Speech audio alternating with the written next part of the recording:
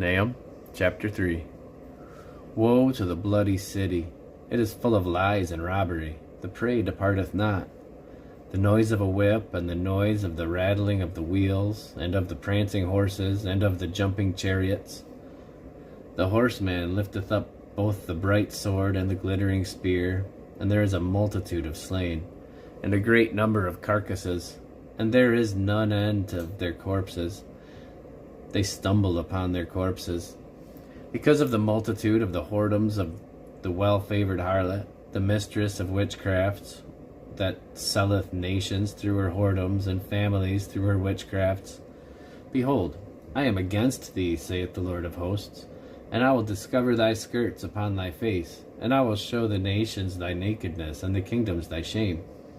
And I will cast abominable filth upon thee, and make thee vile, and I will set thee as a gazing stock.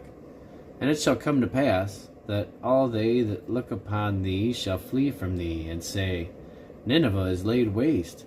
Who will bemoan her? Whence shall I seek comforters for thee?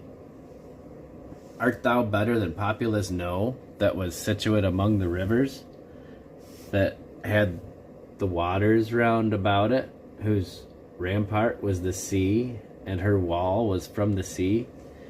Ethiopia and Egypt were her strength, and it was infinite. Put and Lubim were thy helpers, yet was she carried away. She went into captivity. Her young children also were dashed in pieces at the top of all the streets, and they cast lots for her honorable men, and all her great men were bound in chains.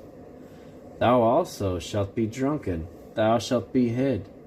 Thou also shalt seek strength because of the enemy. All thy strongholds shall be like fig trees with the first ripe figs. If they be shaken, they shall even fall into the mouth of the eater.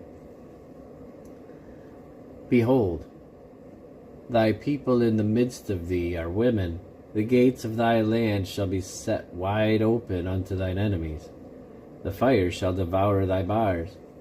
Draw thee waters for the siege. Fortify thy strongholds. Go into clay and tread the mortar. Make strong the brick kiln. There shall the fire devour thee, and the sword shall cut thee off. It shall eat thee up like the cankerworm. Make thyself many as the cankerworm. Make thyself many as the locusts.